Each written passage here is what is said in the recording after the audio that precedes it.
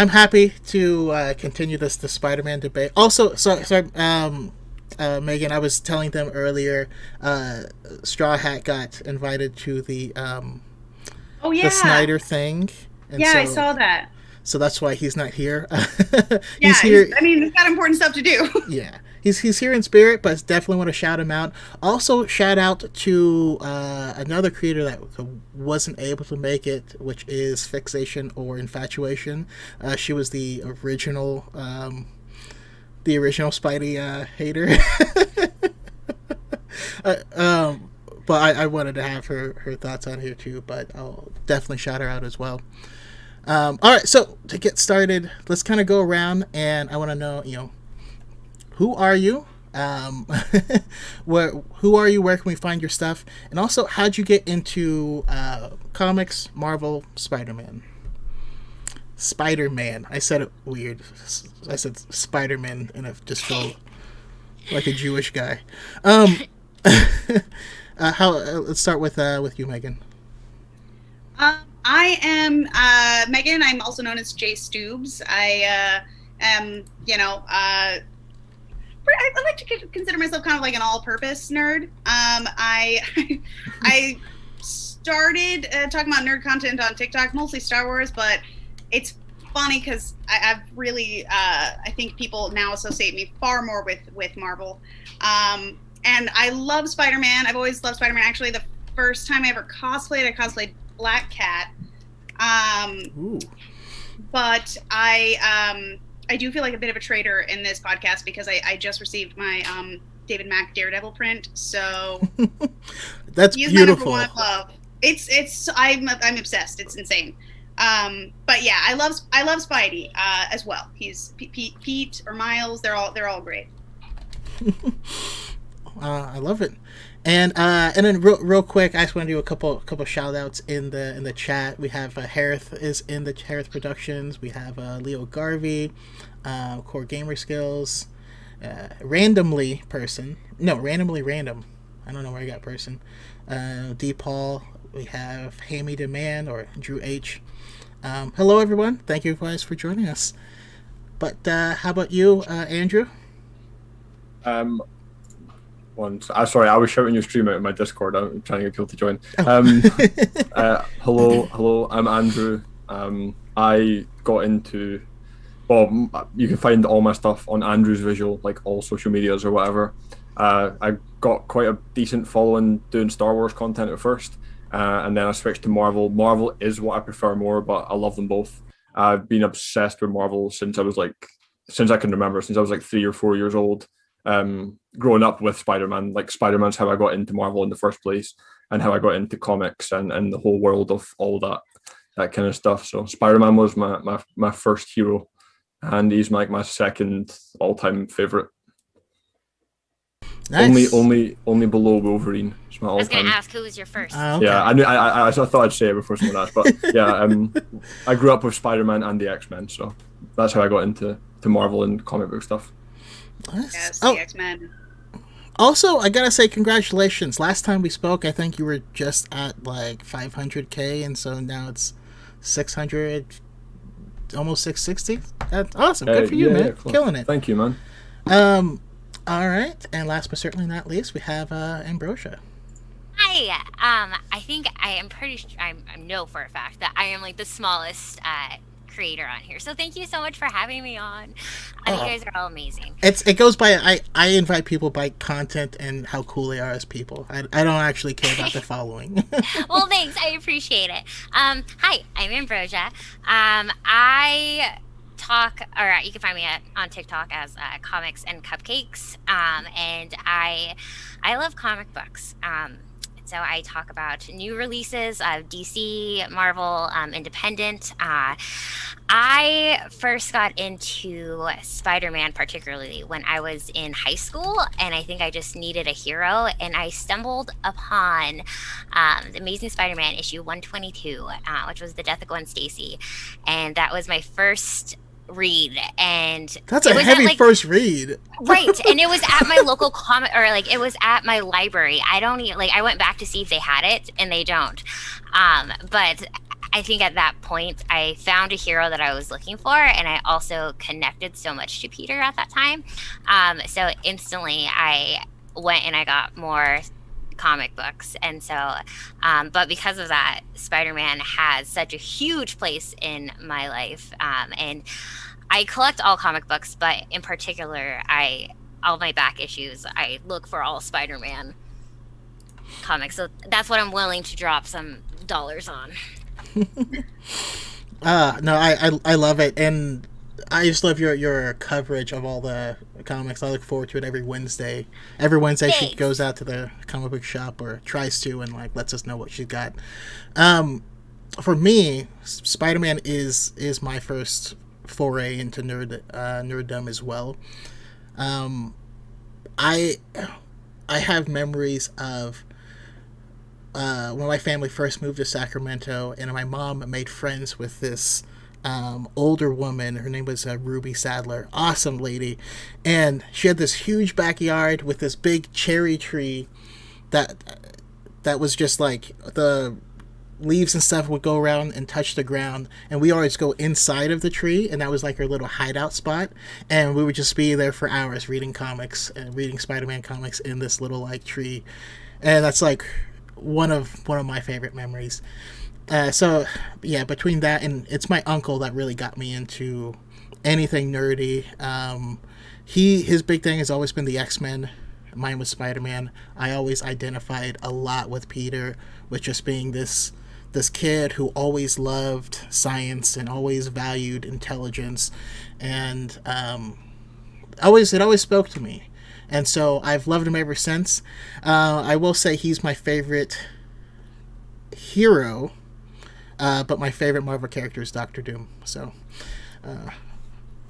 I'm a solid choice. Yeah, I'm partial to villains and anti-heroes as well. Yes.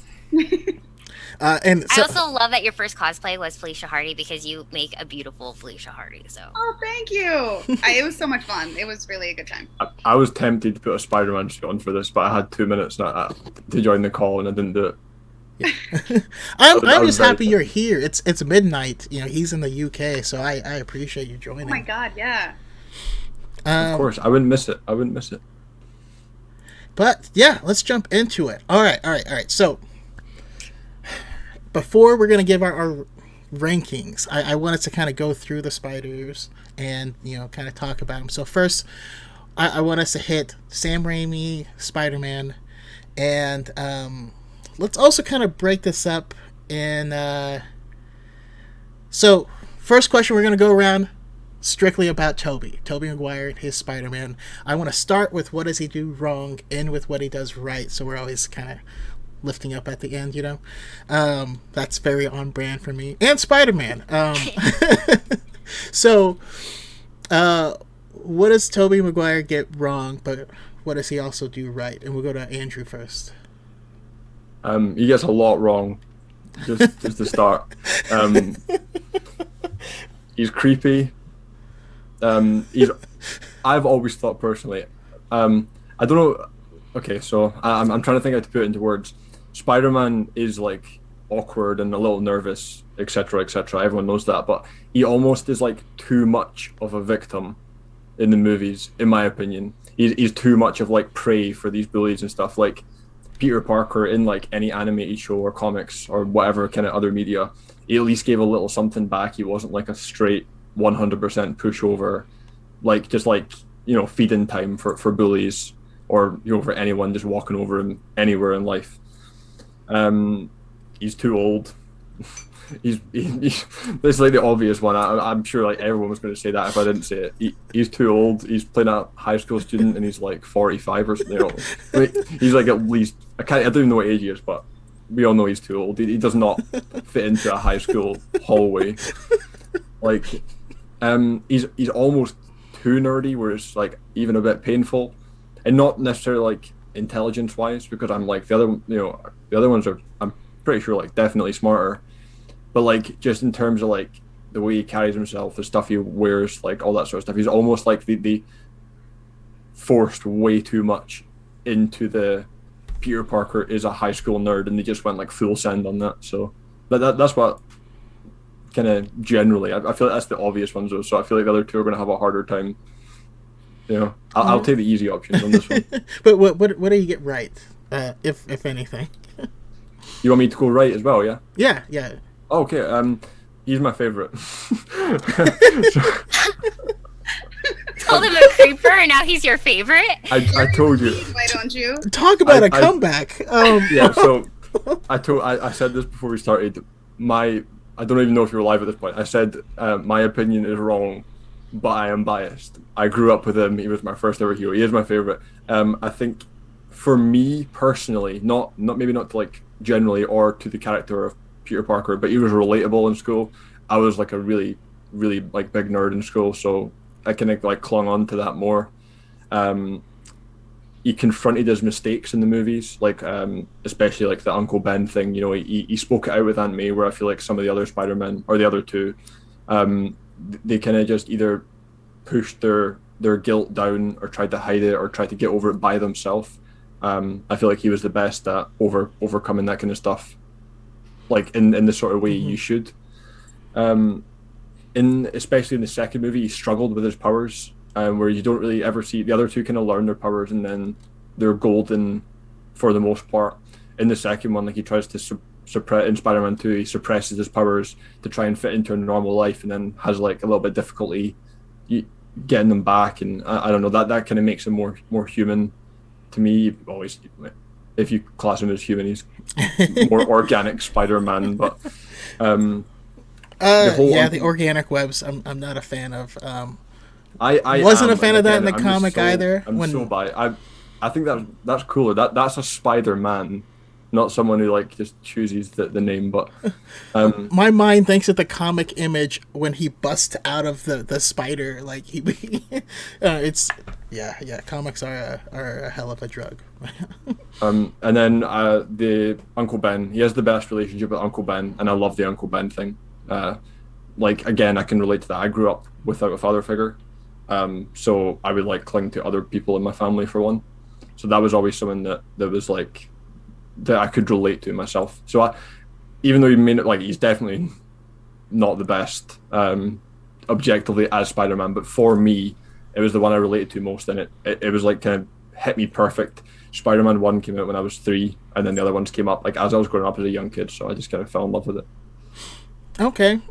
No, those are fantastic reasons. I mean, your thoughts, Ambrosia? On which one who I thought was good, bad? No. So I wanted to first start with Sam Raimi, and then with the Sam Raimi movie trilogy. So let me tell you how I relate to Peter Parker. Hi, I'm Ambrosia. I'm awkward. No, just kidding. Sorry. Okay, so let's just talk about emo Peter Parker. Like, I can't ever unsee that.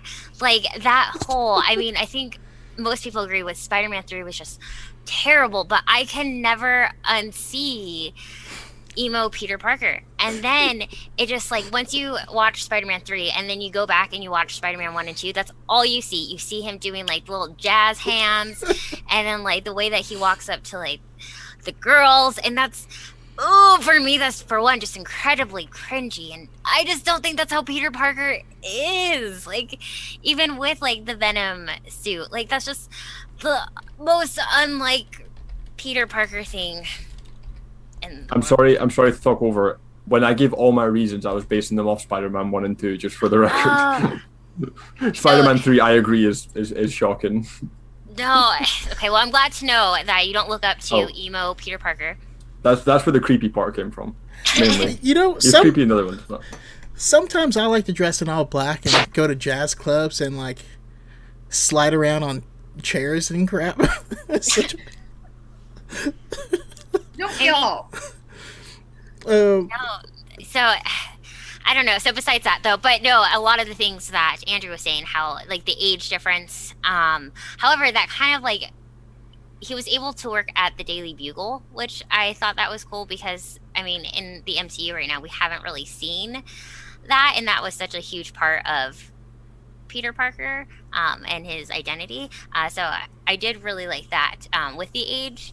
I guess, but he just, I'm not a Tobey Maguire fan, and I I tried so hard because I read the comic first and then I watched the movie, and it made my heart hurt because everything that you envisioned and that you get your heart and like someone you look up to, and then you see like Tobey Maguire who just tries really, really hard and is more awkward than I am, which I didn't think was possible. But I just I couldn't do it. However, I will say that like so finishing off on the good, I think we really saw like the stress. I think he played like the stress and the agony well, of trying to balance out his love with his Aunt May and with the heartache with Uncle Ben and trying to make ends meet. And so I think he played like the anguish of it all really well. But I just Yeah. it was Toby Maguire. Hey, also it gave us the incredible bone saw. Like that's I still laugh of like they have I'm little not even saws sawing their arm. Bone. I think we can all be vindicated. Those of us who dislike. Was that Tobey Maguire. intentional? I was gonna say the same thing with the dashboard song. I was like, vindicated. Oh. But I mean, Tobey Maguire kind of turned out to be like a not so great person in real life. So like, I mean, everyone's like, "Oh, don't be so mean to Toby," but also like, I mean, apparently we can. So. Also be mean to Toby? Yeah. Yeah, I mean, like, don't be mean, don't like bully, but like, you know. Yeah. But I mean, yeah. What are your thoughts on it, Megan? Oh, I mean, I've got a entire tirade prepared. Let's hear it. Let's hear it. So, here's the thing. I am an incredibly awkward person. But I never as a young kid, I never like related to Spider-Man like myself. It's not like I didn't relate to him. I just like I had more of like a crush on him than anything else. Like I was like, Peter Parker, he's like perfect. Yeah, absolutely. Wait, are we talking about the comic book or Tobey Maguire? The comic book, okay. For sure, and the Spider-Man cartoon. But yeah, I had always thought Spider-Man was awesome, and I had other like I was very selective with my role models. Like Leia was like my Princess Leia from Star Wars was like my end all be all, and then like Rogue, yeah. I was a very picky child, in terms of role models.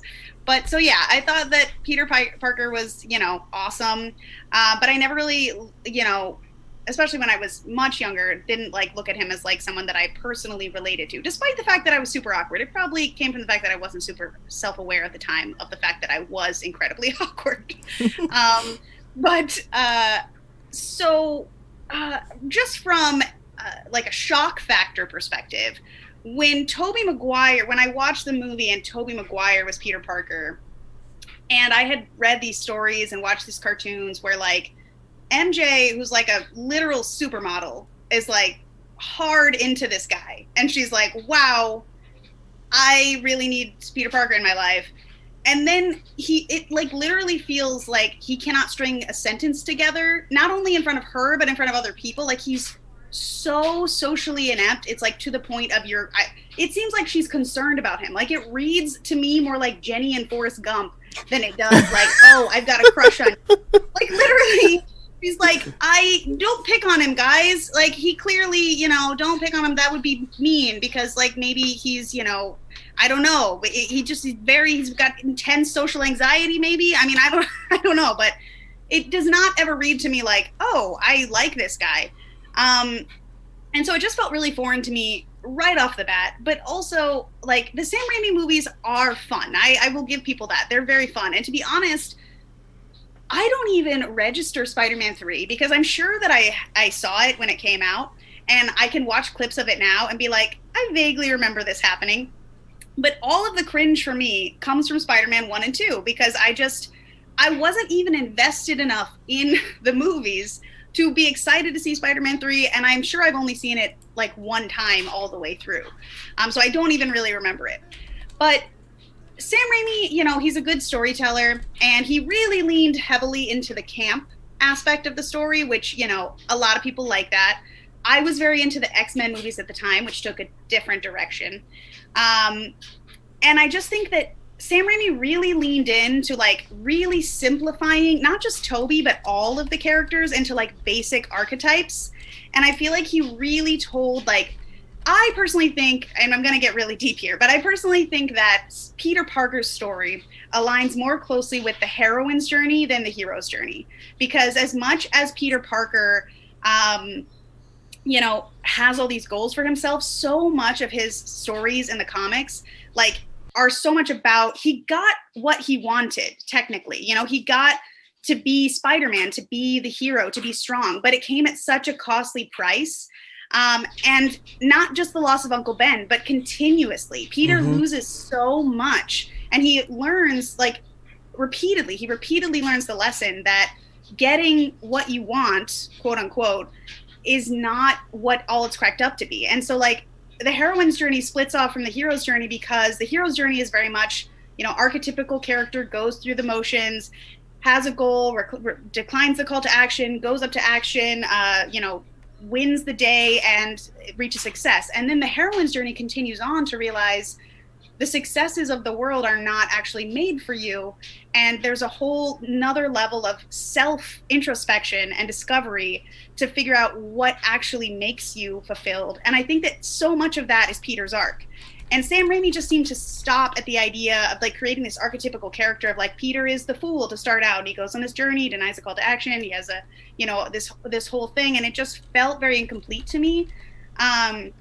And I know that there's the argument that like, you know, oh, it's based on Golden Age Peter, but even in those comics, he's not, in my opinion, the way that Toby plays him. Like, yes, there is bullying. There is, you know, I went back and read a couple of issues recently in light of this conversation going on. And like, there are kids that are like, oh, Peter, you going to come out with us? And he's like, no, I got to study. And they're like, whoa, typical Peter. What an egghead. What a nerd.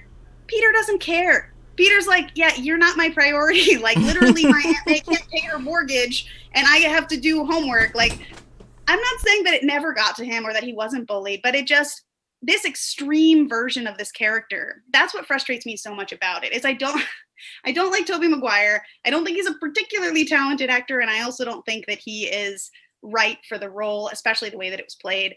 But more than that, it's just frustrating because it just seemed to oversimplify the story of Peter Parker, and I could never get into it because it just felt too silly, honestly. Well, and then I'm gonna piggyback off that if that's okay. But I think like having Kristen Dunst as MJ as well just plays into that, like, that silliness just so much, because her acting in that is not MJ. Like, MJ is like this, like, okay, I'll be honest, like, I'm not, if in terms of Gwen Stacy and Mary Jane, that's a whole nother like debate, but like MJ is like this really like pretty badass, and like in the comics, like, she takes down people. And then we have like Kristen Dunst, who is like also kind of cringe. But then I don't know if it's like the early 2000s, and maybe that was just the thing. Well, but I think you look at Kristen Dunst, like in Bring It On, for example. And honestly, like, I'm going to say this, and I'm going to say this with a straight face. Bring It On is rocks. And Kristen Dunst's character in Bring It On, she's like, take no shit. Like, sorry. But she's very much like, I'm a cheerleader, but I'm also like gonna be upfront about the fact that I know what I'm doing, and I'm very confident and direct. Versus MJ, who's very much just like timid and passive, and then all of a sudden she's got the hots for Peter, and which I truly don't understand still. Like, they had zero chemistry. Oh God, and that's like in the comics, like going back like to his personality and her personality, like she sees this guy and she's just like, oh, what's up, Tiger? And I just can't see that happening at all. Like, it's and I don't want to come off like, I am so glad that there are so many people that love these movies. And I do think that the overall, the finished product of the films is really entertaining. It's very indicative of the time that they were made, but that's not a bad thing. I still even independent of everything else, like MJ's hair color, for example, I will never get over. Like, I think by Spider-Man 2 they fixed it, but like that glaring red, oh, can't deal with it. But yeah, so I mean, I think that there is things to be enjoyed from it. I just think that the way that they took the character was such an oversimplification of it.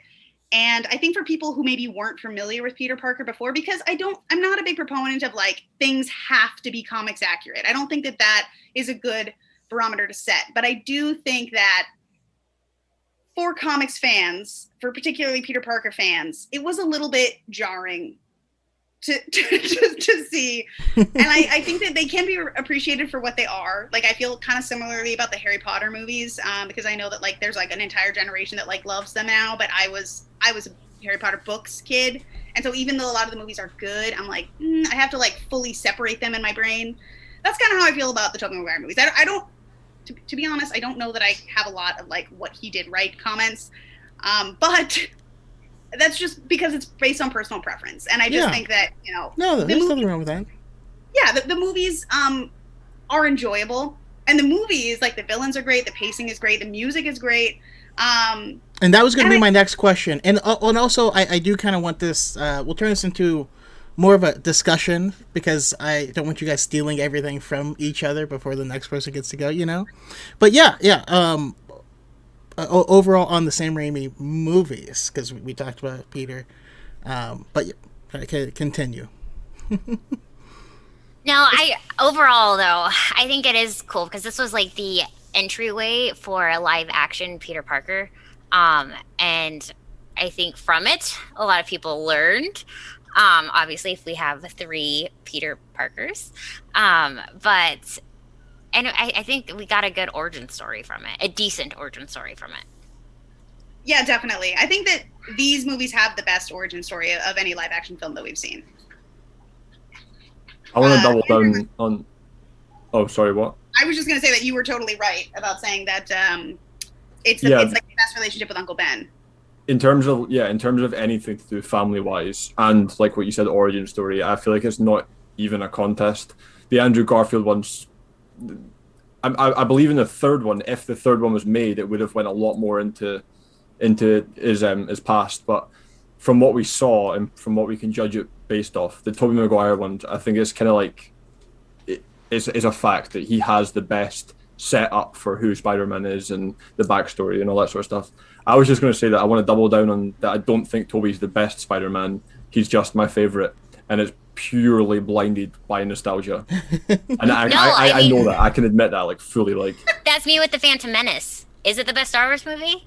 No, but it's like that's the exact same. I grew up. I love the Phantom Menace, and I know that it's not the best one, but I grew up with it, and I watched that one so many times with my mum growing up that it's got like a special place in my heart as well. 100%, yes. Yeah, I get it. I get it. This is how I 100% know that I was a very pretentious child. Even at the time, I was like, no. I picture Stoobs, you're like 8 years old, like, this is trash. Yeah, no, can't get into it. I dressed up as Spider-Man when I was like 4. I got people to call me Spider-Man. I used to climb around my house. I had the web shooters. I've still got the retro web shooters. I've got all the retro toys from the set of movies. Like, that was my whole childhood was thinking I was Peter Parker. And yeah, so the movies like will never. I don't think they'll ever be replaced as like my favorite Spider-Man movies. But I'm not stupid that I know that they're not the best ones. I'm woke enough to know that they're kind of trash. But yeah, I can't not. No, I get it. Yes. I mean, so kind of where I stand on it.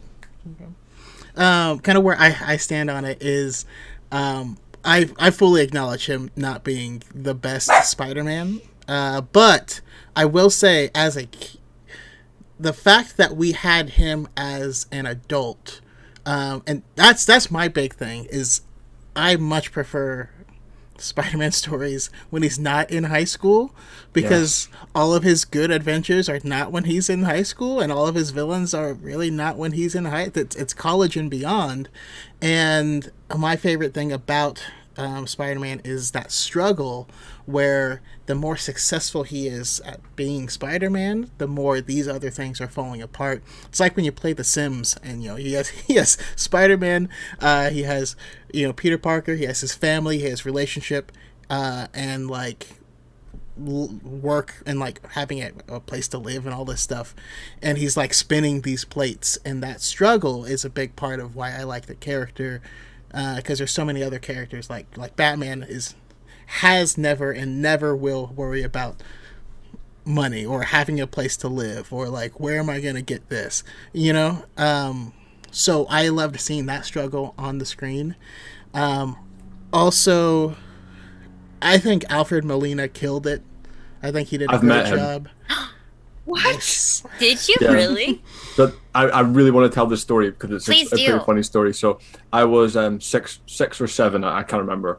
I was in London and I was on the tube, like I was on the underground trains, and I was absolutely obsessed with Spider-Man. It was my whole life. I watched it every day, and my mum nudges me and she goes, "Oh look," she's like, "That's Dr. Octopus," and I'm like 6 years old, and I'm like, I don't want to swear. I'm like, oh no, oh no, oh no.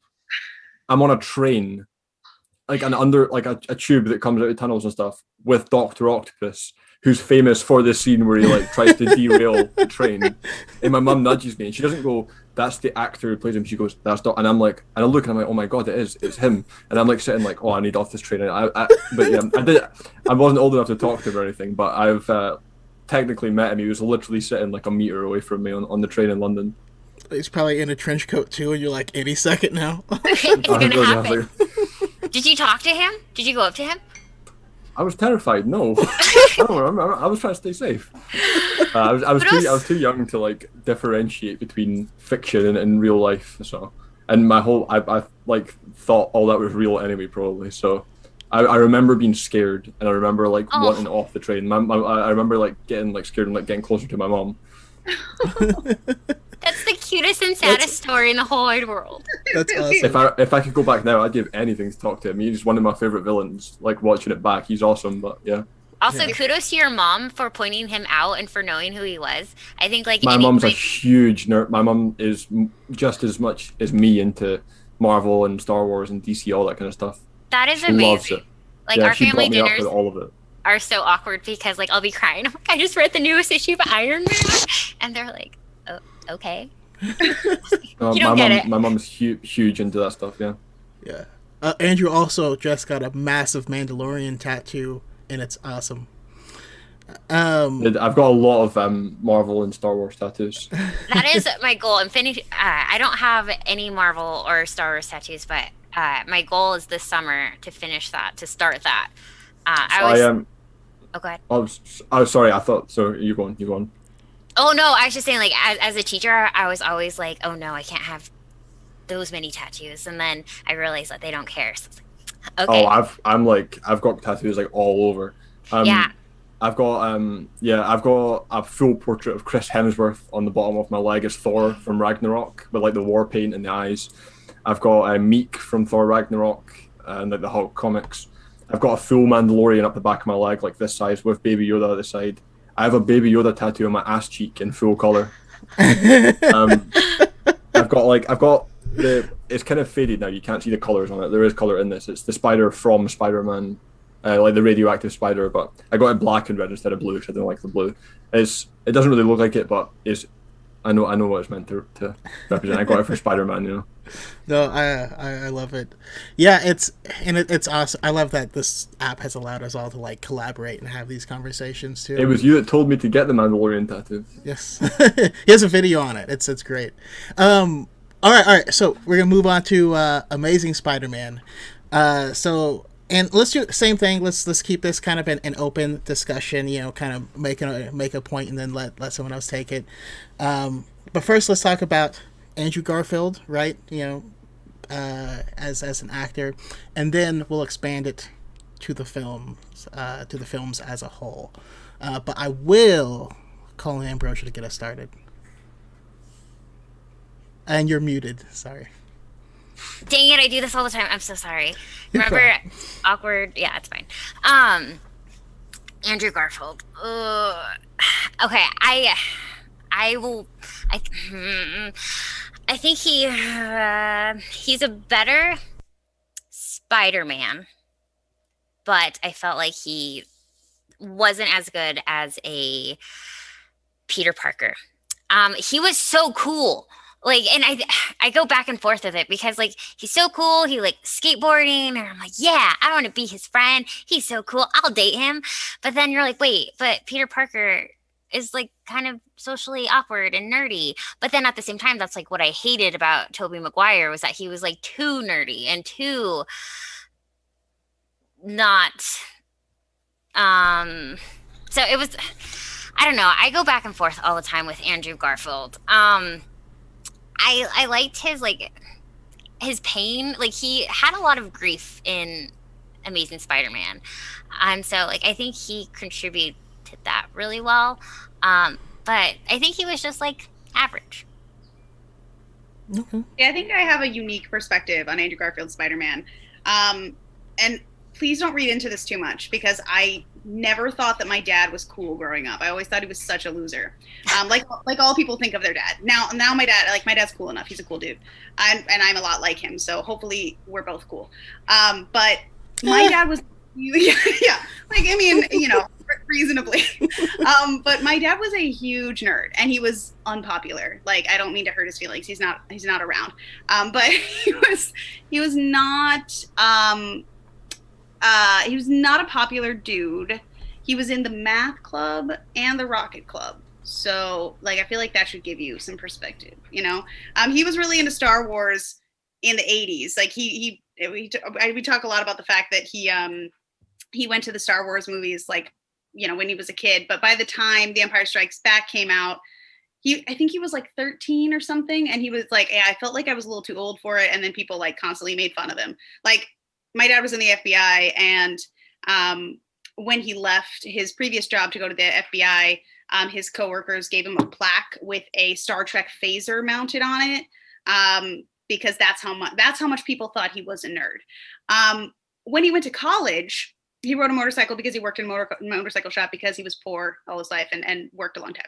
This is a very long story about my dad, but I promise it has a point. So my mom was like a typical, like, cool girl, and she's cute. And when they met in college, they had like a class together, and she always thought he was so mysterious and cool because he was quiet and he was shy and he rode a motorcycle. And she was like, that guy's cool. But my dad wasn't cool. He was a huge nerd. And so that's kind of how I have always viewed Peter Parker in retrospect, as like somebody who doesn't really consider what their outward persona looks like to people. And to some people, like Mary Jane and Gwen Stacy, that looks really cool. But when you actually delve deeper, it's like, oh, it's because he's a huge nerd. And so Andrew Garfield's Spider-Man makes a lot of sense to me because a lot of people think he's cool, but also like, a lot of my friends in high school had like those kinds of similar, like, were on the yearbook, skateboarded. They were not cool. I was part of that friend group, and we were not cool. We were lucky that we went to a small school and everybody was nice. But if I'd gone to an American high school, we definitely would have gotten bullied. So I don't think Andrew Garfield is like too cool, but that's my perspective on it. Yeah, I don't think he's too. Sorry. Oh no, go ahead. No. If anyone interrupts me, you guys keep going. I stop. That's my thing. So go for it. Okay. I'm sorry. I actually, that makes so much sense to me. I'm pretty sure that's why my first girlfriend in high school went out with me. I am a huge nerd. I loved science. I learned about science outside of school. I've done maths outside of school. I just love, and I don't know. I just wasn't cool. I can shred on a skateboard. I think I looked kind of cool. Like I wore like the normal angsty kind of teenager thing, like ripped jeans and like that sort of stuff. Like I think I looked cool, but I was very quiet and shy and reserved, and I didn't have many friends in school. I stayed completely by myself. I'd done my own thing, and this girl in one of my classes thought it was interesting because I was like the quiet person that looks kind of cool.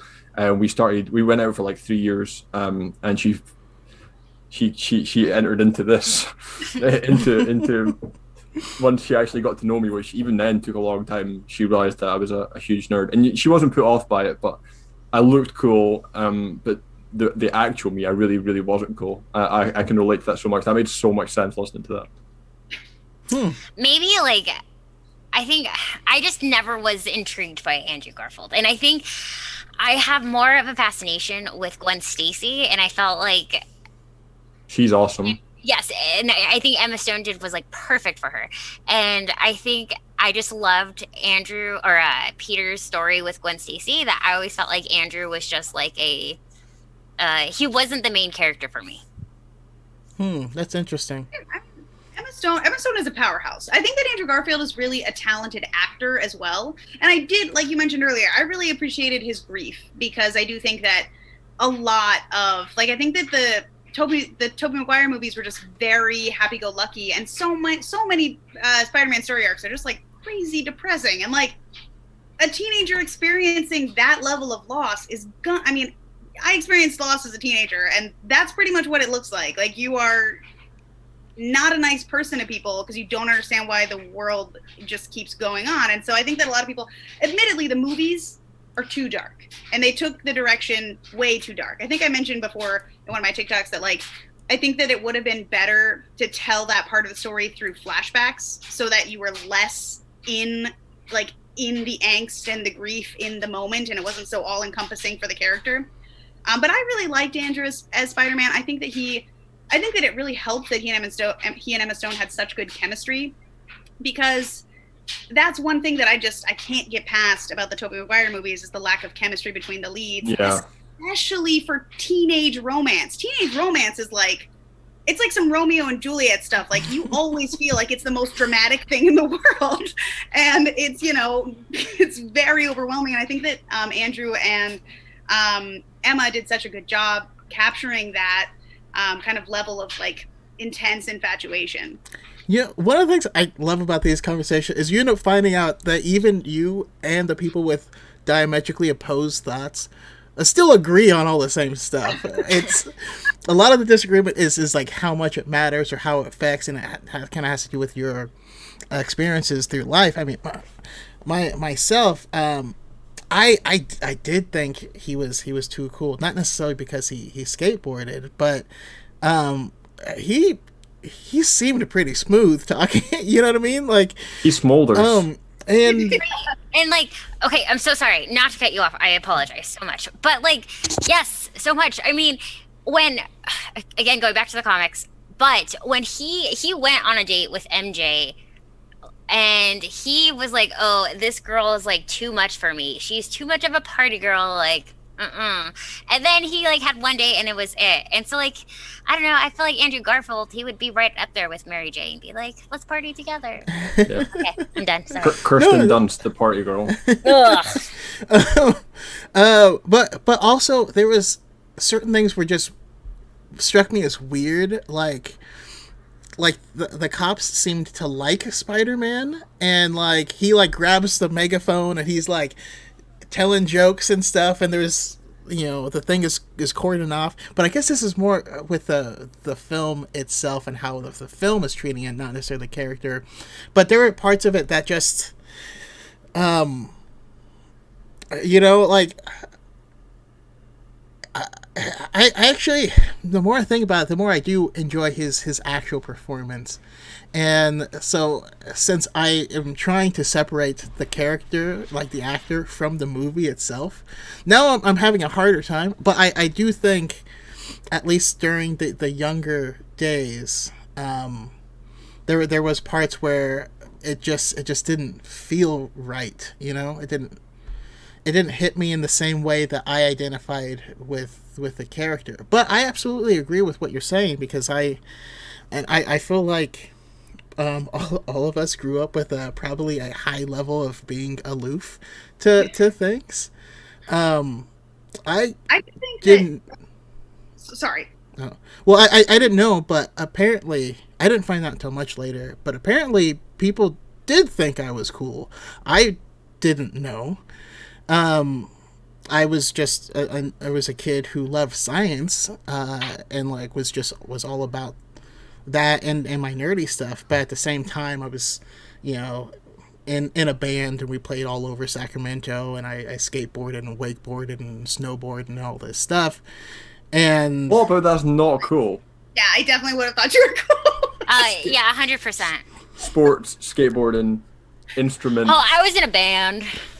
no, We traveled. It's fine. I signed You autographs. sound kind of dreamy. but the thing is, I never even thought about, like, it never registered, you know. And my friend Jake, everyone thought he was the coolest because he had Johnny Bravo hair, actually. And he was obsessed with like 50s style and stuff. Like, he wanted to be Cool Hand Luke.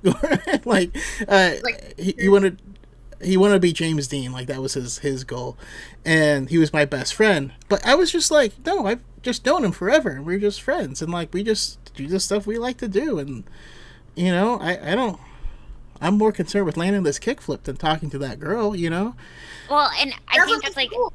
a great comparison between your Johnny Bravo friend, I think, is Tobey Maguire Spider-Man, and then you were like Andrew Garfield Spider-Man. Like, you don't have to try. You're just like humble AF. But it also led to very awkward situations where people thought I was more advanced than I actually was, and I'm like, I don't know what to do here, so I'm just gonna leave. Thank you. But I don't know. I guess I've run out of Andrew Garfield stuff. It was more I think the Andrew movies. Garfield had the best humor. Yes. Definitely. And That that's car tracking scene is one of my favorite live action Spider-Man scenes ever done. A where- lot of people would argue Tom Holland, but I've always thought, and I love the Amazing Spider-Man movies, and I actually do love Andrew Garfield too. I love all the Spider-Man, but I think humor-wise, Andrew Garfield has the most like witty, sarcastic humor, whether it's accurate or whatever. Like, I like completely aside, I mean enjoyable to watch. Just if you're just watching a movie, Andrew Garfield has the best humor. No, I agree with 100%. that. in the comic Spider-Man, like somebody mentioned to me that like, oh well, I always thought he was more of like a jerk. Like his humor is like kind of like inappropriate. And I was like, yeah, that's Spider-Man. Like literally anytime Spider-Man shows up in an Avengers comic, it's always like something like I just recently read House of M. And like they're talking crazy deep subject matter. Like, should we kill Wanda, our former team member? And Spider-Man's like cracking jokes and they're like, hey man, too soon. And he's like, I don't know what to say. This is really uncomfortable for me. That sounds like Andrew Garfield. Exactly. Like I think it fits so well. Well, and then in the like Spider-Man, you have him in the scene where he has like the fireman hat and like he's like helping out the firemen. I think that is like one of like the most Oh, bless you. like Spider-Man like comic book thing like that I could see just like happening. Yeah, like I saw a video recently and it was like this really stupid things that just don't make sense in comic books. And it was like the Thanos helicopter and Venom driving a truck. That fits into that category, like Spider-Man with the hose when he's literally a superhero. I love the scene as well, you know, like when it's in the first one and the criminal with the blonde hair, he pulls a knife out and he drops to his knees. He's like, "Knives, my biggest weakness." And they're like, and the guy's like standing like, "Wait, that's so funny to me." I love that kind of humor. So great. And honestly, like I was saying earlier, like I had never really related to Peter Parker. Andrew Garfield made me relate to Peter Parker because that's exactly how I felt in high school. Was like looking back and being like, I thought that I was above a lot of people because I was stupid, but I was definitely not popular. And I thought that because I liked things that I thought were objectively cool, that I must be cool, even though no one else thought that I was cool. So I felt like I don't know. I related to Andrew Garfield's like aloof, quiet, shy. Like I don't feel like I belong here. I kind of wish that people liked me, but I don't really know how to make people like me. So I'll just kind of try to do my own thing, kind of thing. I feel like that is a whole different level of like, I don't want to say unpopular, just like high school angsty, you know, like weird teenage struggling with your. I swear, there's no word for it. I swear, we all know what you're talking about, but there's no word for it. Just that weird it's just high school things. Yeah. Okay, so how do you guys feel about the movies in general? The fight scenes are insane. The slow motion scenes. Maybe not like the. This is probably an unpopular opinion. I think the fight scenes are really well choreographed. whether the villains are necessarily great, but as in like from a cinematography point of view, they're really like just nice to look at. I do think they are pretty, yeah. I just thought like there was a lot of information. Like I think they're I liked them, but I think there's a lot of information crammed into these movies. Like I feel like we had a lot of villains on there. I think I would have rather have them like take out one and focus on them. And then you have like also like the death of Gwen Stacy, which was like super impactful. So overall, I think I like them. They're fun. But I think there's just a lot crammed into them. Yeah, I think that they have some really good individual scenes. Like I love the scene where he built the web in the sewers to try and like figure out where the lizard is.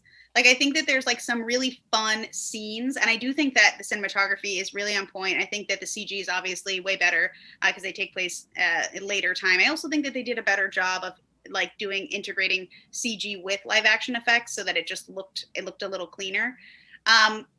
I think that they really needed a script doctor, and I think that they really needed ahead of time to kind of nail down the tone and clean things up, because the movie, the full movie, watching it as a finished project is a little bit meandering and a little bit hard to get through. The pacing is weird.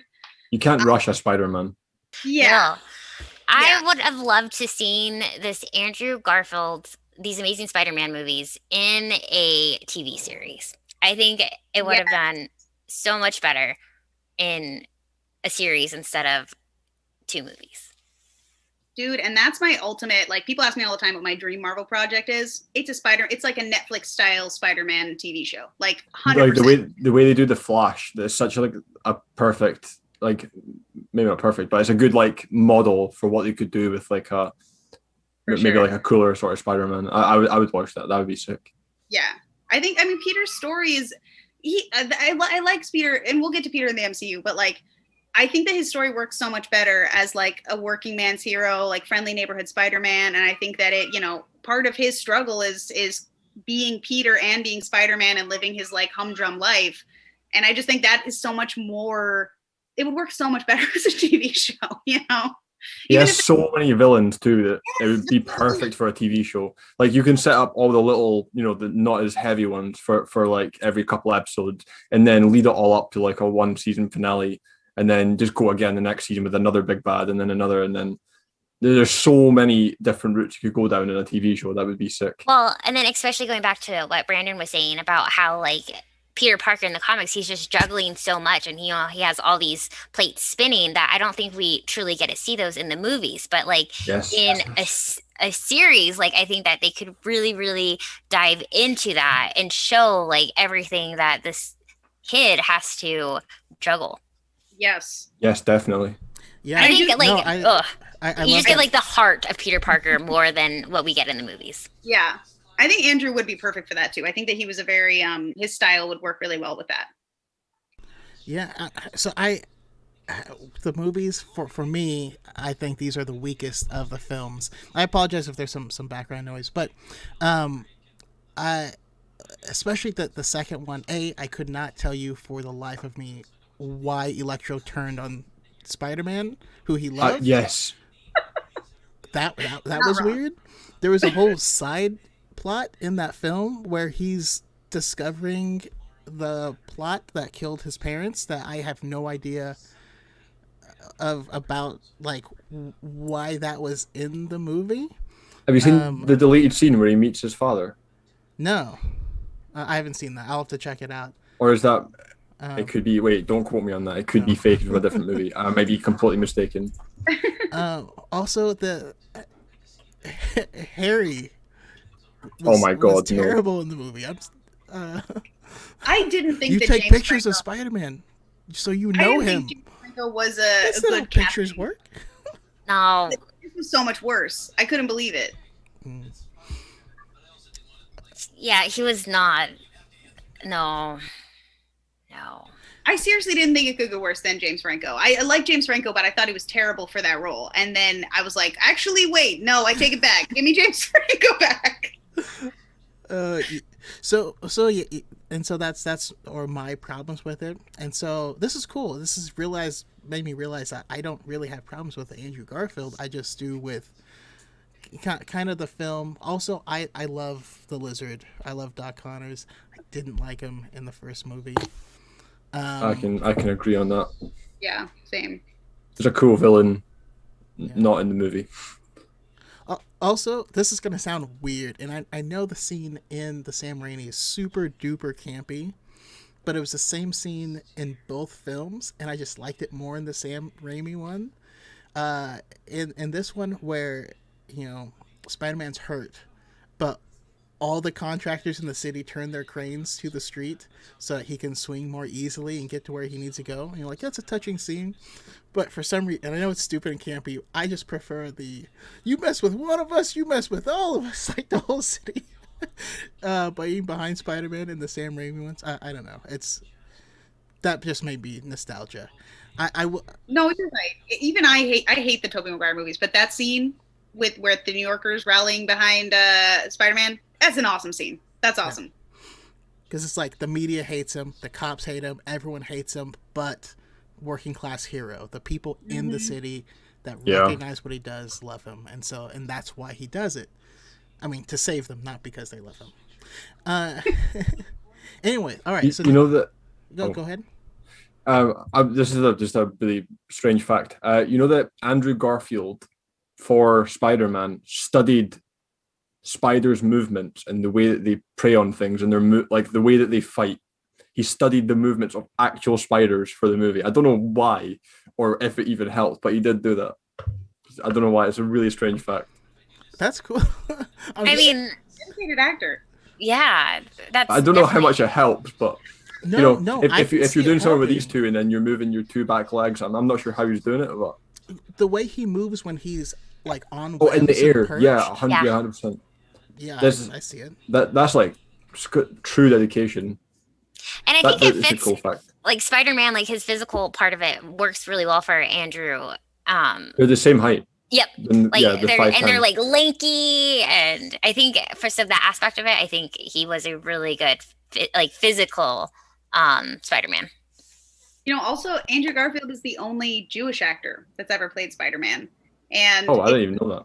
Yeah, and Spider-Man is heavily Jewish coded in the comics, even though they've never actually. Marvel does this all the time, where they won't confirm that a character is Jewish, but it's like he references Jewish holidays all the time. He speaks Yiddish all the time, and Andrew has talked in a lot of interviews about how he's a big fan of Spider-Man, and he kind of has always read Spider-Man as the Jewish hero, and he takes a lot of pride in getting to play him as a Jewish actor. So I think that's also not nothing. He plays it for he still does it. I think he always done it for like kids in hospitals and in public and stuff. He always put the suit on for them. So himself, he does love Spider-Man, which I'm sure helps playing Spider-Man, of course. But I like Andrew Garfield. No, me too, and especially I've listened to interviews. Too. Yeah, and I've listened to interviews where he's just like so excited and like so grateful to be like Spider-Man, and so it's really hard to like knock someone down when like they look up to that hero just as much as like you do. And I can't imagine like being put into a role like that. Like all of us love Spidey so much, and we all have like this idea of what he should act and do, and I can't imagine trying to fit that into a role. Yeah. Unless you're Topher Grace and you're just a jerk off screen too. Topher Grace cast as Venom. Oh, okay, I'm sorry. You guys don't know how much I love Venom. I get it. Venom Space Knight, criminally underrated. They could have gone for days with that. I loved that series so much. But Donny Cates also is killing it in everything he writes. Okay, can you imagine if Donny Cates touched Spider-Man? It would be incredible. Like I wasn't a big Thor reader until Donny Cates run. Well, also I really did like Unworthy Thor and stuff, but that was fabulous. And anyways, we move on to Andrew Garfield. So what jumps at you about Andrew Garfield and his portrayal? You know what I mean? Tom Holland. Oh, Tom Holland. Yeah. Why am I sorry? Tom Holland. That's what I meant. Oof. That's who I was thinking of. I was scared for a second. I was like, was I talking about the wrong one? Uh, in my head, I was like, "Oh God, I feel like I've used up everything I've already said." I was like, "Oh no." He's cool. He's cool. Sounds like he's not your favorite. What do you think? He's Megan? not my favorite. No, we all know who your favorite is. I still like him. I like Tom Holland a lot. I was really excited when they cast Tom Holland, and I really loved Spider-Man in the Civil War movie. I thought that Tom Holland's performance in Civil War was perfect for high school Peter Parker. I think that he's got a lot of mannerisms, and the way that he plays the character is spot on. I just don't understand why they made so many story changes that don't really make him seem like Peter Parker to me, just because it's like if you took Peter Parker and took away a lot of his background and said, oh, well, he, was adopted into a totally different family and had a totally different upbringing and is a totally different, has a totally different history, but he's still cute, silly Peter Parker. It just, I don't know. I feel like they just made a lot of concessions to make him fit into the MCU, even though he could. If you put Tom Holland in, for example, into the Tobey Maguire Spider-Man movies, I think he would play the character perfectly. But in the MCU, they made so many changes, No, and that's hard because we don't, with Uncle Ben, that is such a near and dear story that truly is Peter Parker at his core. That is the reason why he does with great power comes great responsibility. And we don't get that story, which is so monumental. Yeah. And even, going back with him juggling all these plates and having to provide, with this Aunt May, it's completely different. In high school, in the comic books, Peter Parker was helping support Aunt May, and we really don't see that in the movies. But at the same time, I'm not trying to compare apples to oranges. So for me, I almost have to separate the MCU from comics a lot and look at it as through a different lens, because I'm going to say the most unpopular opinion that I have, and that is Spider-Verse. I did not like Spider-Verse, but we'll get into that. Yep. We'll get into that in a whole nother day. And it's because I walked in expecting something that I read in the comic books, and then I was like, what is this? Where is Morlun? Where is the eating vampires? And that didn't happen. And so when it comes to the MCU version of things, I have to truly separate what I know about the comics. And so the relationship between him and Aunt May is, I find it super wholesome. And the fact that this gives the MCU growth with Tom Holland, because he is so young, and so we could see the Spider-Man that we read in the comics who you watch mature and you grow with, and so that's what I'm hoping that the MCU will take from that. Yeah, I mean, I do think as an actor, I think he does a great job, and he does a great job portraying Peter in like you said, Megan, in those specific situations. So again, this comes down to another time where it's not the character that I have any qualms about, but I will. So the character is the most spot on that we've had, in my opinion.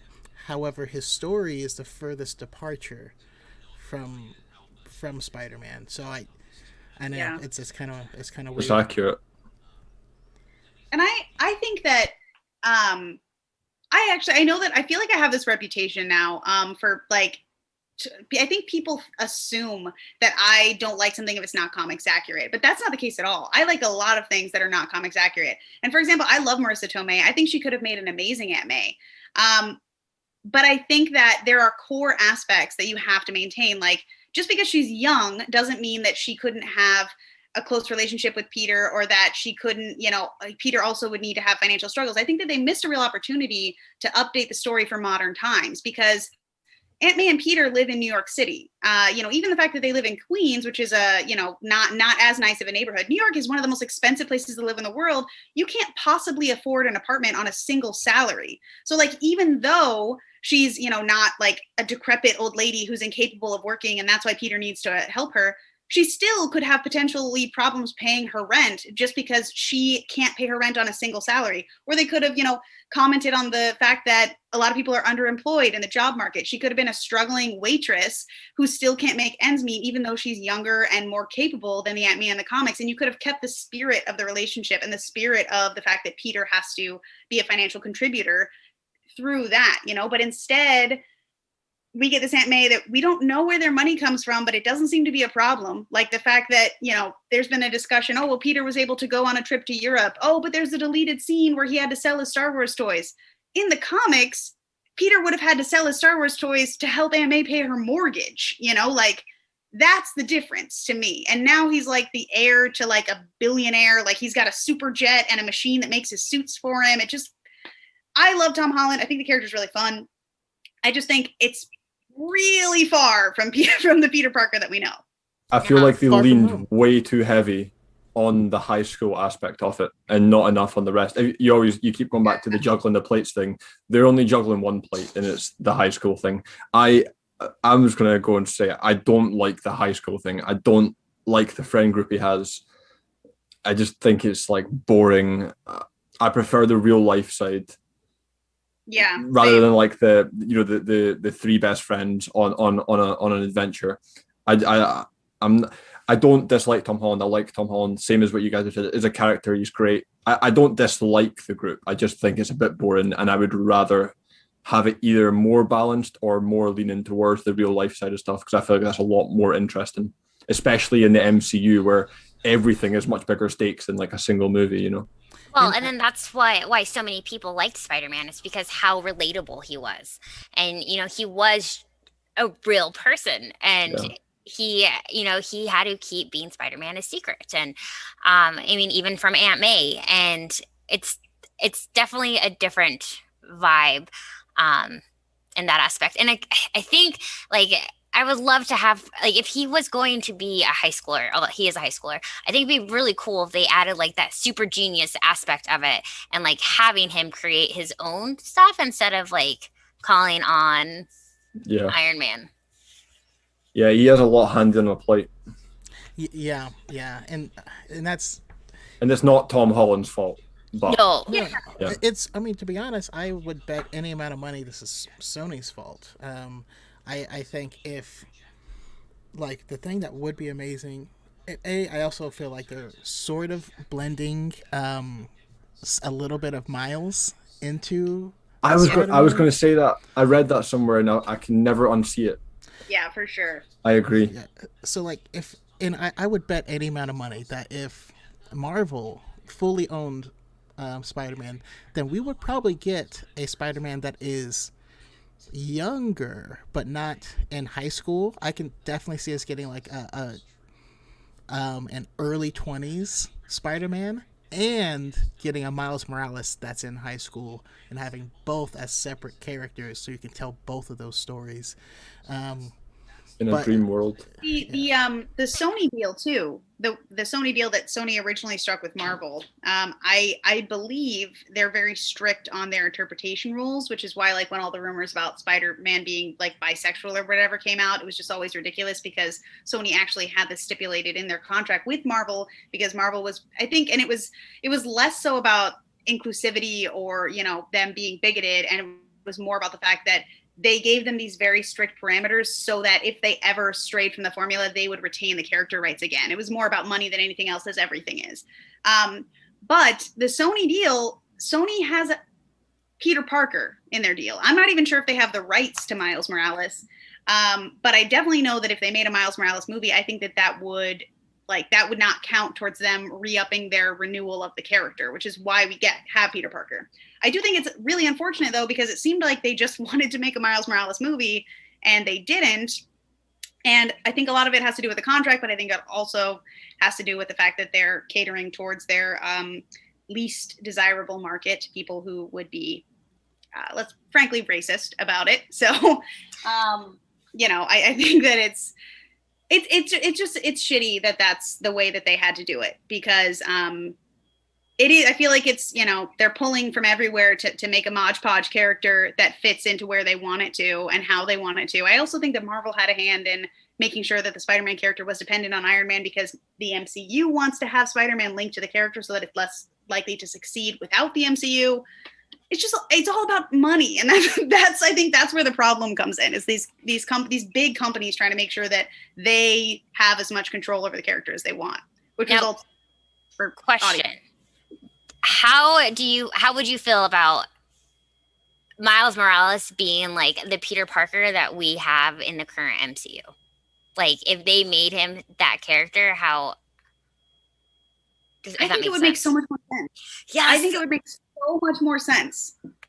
Like, if it was Miles going through if it was Miles that got blipped, if it was Miles that was, his school is basically the Visions Academy that he's going to. Like, well, even his friend group.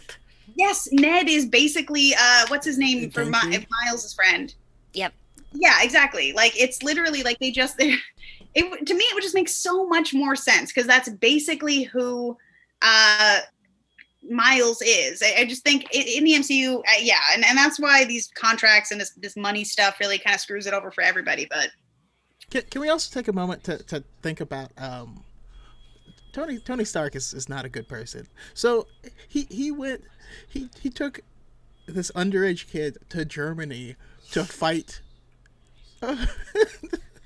He didn't even tell him what he was doing. He took a 15-year-old. I hate Tony Stark. I don't hate him. I like Robert. Okay, I don't hate him, but I love hating on Tony Stark, because Tony Stark is a terrible person. Well, and that's what he was meant to be. Like, Stan Lee, legit, when he created him, he was like, I'm going to make an awful character, and I'm going to get people to like him. And that's what he did. That's Iron Man. That's Tony Stark. But I mean, so Tony Stark's like, in my death, I'm gonna leave this weapon of mass destruction to a child, to this kid. What? The whole Edith thing drives me endlessly crazy. I mean, people still think it's charming that he named the system, even in death, I'm the hero, and then gave it to a 16-year-old, just like, do what you will, child. Yeah. I'm here for the Tony Stark hate. I really am. Yeah, me too. Don't send a drone to my house. I like Tony Stark. Tony's great. Should I trust, I don't know, Pepper Potts with this technology? Nah. There's at least 10 people. There's at least 10 people who are a better choice. Bruce Banner. Literally anyone. He could have given it to Hawkeye. Hawkeye could have used some extra skills, He could have given him a suit at least. Jeez. Exactly. Like, maybe like a nano arrows so that he doesn't have to worry about his quill depleting. I hate literally anything. Hawkeye in the movies. It's awful. I love Hawkeye so much, and like Clint Barton in the comics is my boy, and then in the movie it's just it's hard. This is why I have to separate comics from movies, because it makes me so sad. Yeah, the MCU's done some real numbers on some of their characters, and this is my problem consistently with the MCU, is that like they make consistently entertaining films, and they're really good at telling an interconnected story that is continuously engaging. But for casuals, they do that by for casuals is perfection. Exactly, and that's why like this new trend of like being an MCU stan is so funny to me, because it's like, yes, they're good movies, but like, don't be a gatekeeper over like the most simplified version of something. Just we can all enjoy. This is straying from Spider-Man, but I am apprehensive for any X-Men inclusion. I love the X-Men so, like, the X-Men. I like the X-Men more than the Avengers, and I am so like I'm just not sure what to think. That's where I end that sentence. I'm just nervous for that, if Well- or when that comes. I'm terrified. Well, I mean, basically, all of the characters were offered this to Sony, and I can't remember how much they bought Spider-Man for. It was a few million, and Marvel was like, "We'll throw in all of the characters for like an extra 2 million," and Sony's like, "Who cares about any of those people? Are you kidding?"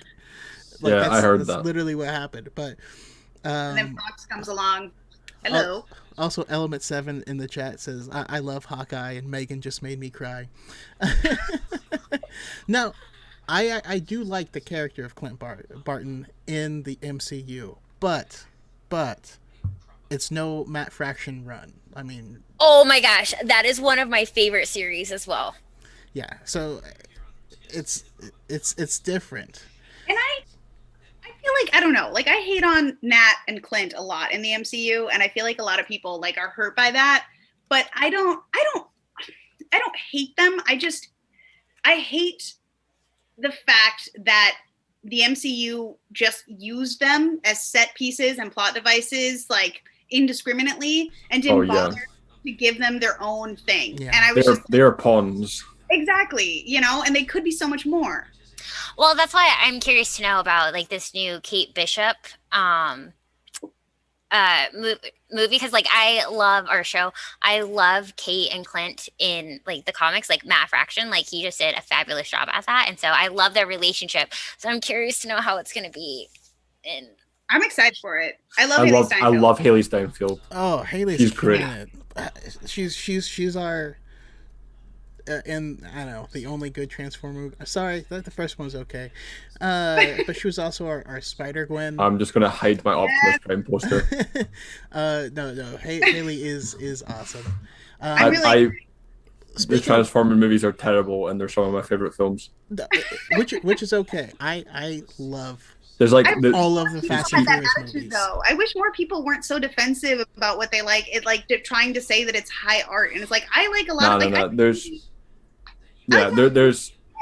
it's fine. Yeah, it's fine to tell the difference between if something's good or bad, and also whether to like it or not like it. You can like something that's terrible. There's nothing wrong with that. Transformers sucks. There's too many lens flares, explosions, low angle shots, people stepping out of cars in slow motion. I watch them all the time. I actually recently just watched all of them. They suck. They're terrible. But I will watch them every single time to watch giant robots beat the shit out of each other. Excuse my language. I mean, one of my most rewatched films is Too Fast, Too Furious. Oh my god. I've never watched The Fast and Furious. I watched love the that first movie. one. Too Fast, Too Furious. Every guy I've ever met has told me you've never watched Fast and Furious. I've not watched it. I hate cars unless they turn into robots. I hate cars so much. The Batmobile, the DeLorean, and Transformers, and that's as much as I know about cars. I'm totally going to use that next time somebody tells me I need to watch a car movie. The robots? Not interested. All right. Well, so before we give our stacks, right? Because I want us to rank the actors from best to worst and the movies from best to worst. But before we do that, let's get our honorable Spider-Man mentions. In my personal opinion, Spider-Man PS4 was perfect. I think that's the best Spider-Man we've gotten. I don't know if any of you have played it. I watched you play a little bit of it, but I've not played it myself. But do you guys I haven't played it yet, but I've been told by literally everyone that I need to play it, and I really want to. I've only heard good things. I'm really bad at video games unless it's Mario Kart. So I watch people play them. And I loved the story, and I really, really liked how the story of like Black Cat falls into like they made a Game Reverse comic, and so like how like the story ends, it picks up in the comics, which was really cool. Nice. I actually didn't know that. No, that game made me cry. How do you guys feel? I mean, I know how you feel, Ambrosia, but Into the Spider-Verse. Okay, but my reason, but I know I saw that on like on your notes, and I was like, ooh, they're gonna hate me. Okay, but the reason why I don't like it is just because how different it was from the comics. Like I went into the movie theater like pumped, like I'm gonna watch so much like blood right now, and like these vampires are gonna like totally eat these spider people. And Did then you I watch was the trailer? no. And like I walked in. Blood. Well, like I kept like hoping like maybe they just aren't gonna show that. And I should have known by the rating. And like I sat there and I was so excited, and then I was like, oh, we have Sunflower by Post Malone. And okay, like the vampires aren't coming. It's fine, it's fine. And then I waited till the end and they still never came. And so my biggest issue with it was just I was expecting something completely different, and I got this wonderful. I mean, it is a family movie, and I love that they did that, and I loved how much that they brought into the movies. But I've only watched it once, and I haven't watched it again because I was so heartbroken. Like the Spider-Verse series in the comics was like one of my favorites, and I was so sad. I just think it's really cute that you went into this movie thinking that it was going to be like some like Death Note manga level, like That's what like the comics were. Like they had like spider people head like on like mounted to their walls, and I was like, yes. And that didn't happen. No, that's Web of genuinely Destiny adorable, like, and I am sorry because that would be really disappointing. It was so disappointing. So I would like to hear your guys' take on it. I want to go off track with one question quickly for you specifically. Are you excited for Blade in the MCU? Yes. Blade's one of my my all-time favorite gosh. heroes. Oh my goodness. I'm so excited, and it's gonna like I love anytime he makes an appearance in like the comics. I'm like, that's my boy. Blade is so cool. So good. Okay. I'm excited. I have Harith Productions in the chat who is giving a shout out to Spectacular Spider-Man the cartoon. I've heard such good things about that. I still haven't checked it out. It's good. I like grew up with the Ultimate. 90s one. You like Ultimate? Nice. I was just born in the 90s. I love how the Ultimate Spidey cartoon character is also in Spider-Verse, the comic. Like the character from the cartoon is like it's just a cool nod. Yeah, they totally like they went all in and they brought everyone in, and I think that's what like I was so disappointed about, because like we see in the actual like Spider-Verse comics, you see like this plethora amount of like spider people, and we got some of that in Spider-Verse, but like how deeply rooted it gets in the comic is just like insane. And I know that they can't do that again judging apples and oranges, but like it was just so cool to see all of that. I think that kind of reminds me of like when WandaVision was going on, I kept hearing people say like, oh, it's going to be like a House of M moment. And I kept being like, how could you possibly do that? Like, how do you know what House of M was? Like, it's such like an alternate timeline. Like they would have to, every time somebody said that, I was just like, but how though? Like, I just don't understand. And I mean, like, and you can't do that without Avengers Disassembled, and then like, yeah. I do think that like I can totally relate, because seeing all of this stuff now, like for example, the Loki show coming up with like the TVA, these are things that I never thought ever in a million years that I would get to see. Yes. So like I am really like I completely relate to like you seeing this and being like, yeah, they're gonna do this, dope. But I also like I definitely did watch all the trailers. And good job. I should have I don't know. Even a poster. I was like, I don't know. I was like wishful thinking. I mean, I know a lot of people that hate trailers though, because like I do think there's a lot of movies that really benefit going in blind. But I don't think adaptations are the best way to do that though, because I've been burned so many. I'm a big reader, and I've been burned by so many book to film adaptations.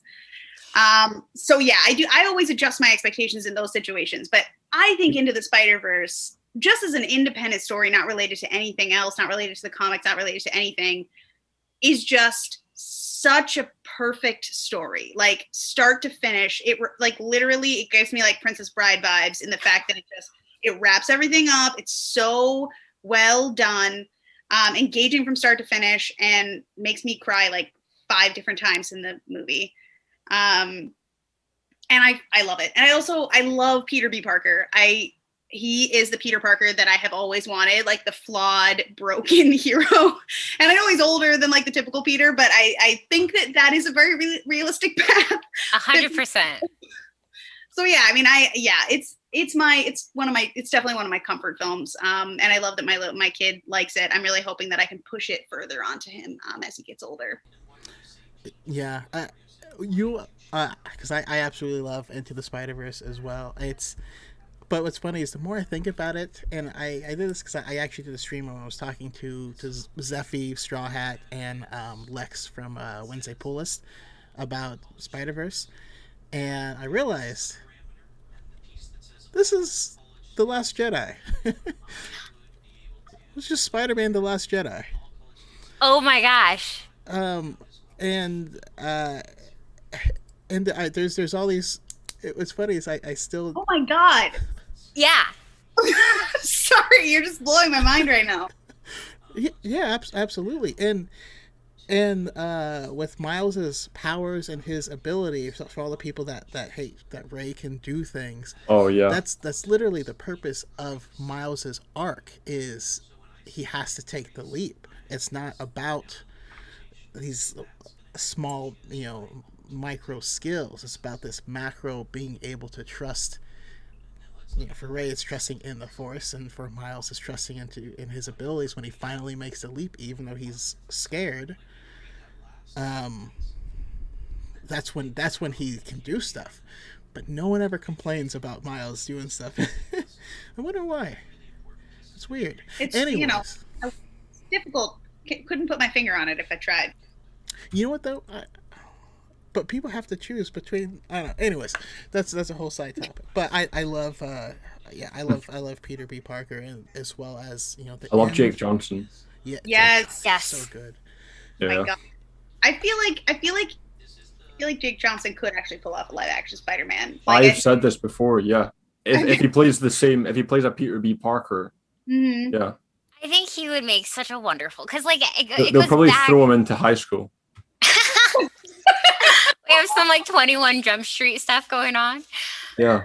I do think that if they cast Jake Johnson as Peter B. Parker in live action, that every woman would explode, because that is the peak of broken man, charming broken man that women would just die over. So you think Jake Gyllenhaal could play an older Spider-Man? Don't say that out loud. Jake Gyllenhaal is perfect, and I can't think. Well, he was meant to play the Tobey Maguire Spider-Man, and it got changed. I wish he would have so much. And he was also meant to play Christian Bale's Batman, and it got changed. He got robbed of the two biggest. Well, I'm kind of glad that he didn't play opposite his sister. So. Oh, that's true. But I mean, I think I would even be okay with emo Spider-Man if it was Jake Gyllenhaal. If it was Jake Gyllenhaal, I'd be Me okay too. with anything. Yeah, me too. I don't think I would be married today if that had happened, because my standards for a man would have just been so astronomically high. So I guess there is a bright side to all of this. I might not have been straight. I mean, who would? So my heart kind of hurts knowing that. And we never got it. Yeah, he was meant to play instead of Toby. Well, on the bright side, he was also very close to playing Frodo from Lord of the Rings, which would have probably destroyed. Lord of the Rings is my yeah. Lord of the Rings is my as you can't see them here, but all of my Lord of the Rings shit on my wall. I've wore this for 14 years. You can't see it. It's a ring from Lord of the Rings. I've worn it. Oh my God! Since I was a kid. I've had it my whole life. I just watched it for the first time a month ago. Yeah, and I never followed up. Loved it. We'll have to discuss that. We will. Biggest Lord of the Rings fan. Ambrose? Sam. I don't think Jake Gyllenhaal. That's the one role I would not want to see him in is Frodo back. No. I feel like I'm starting to feel like I have a weird dyad situation for Marvel with Ambrosia. Yeah. I read The Hobbit. Oh man. So did I. Lord of the Rings is it's one of my biggest fandoms. I would say yes. Yeah. But if I could get away with talking about it all the time, I would. It's just people just don't talk about it enough. I know more people need to talk about it. Like literally, it's oh god, It's the best trilogy ever. they are those movies. I could go like literally.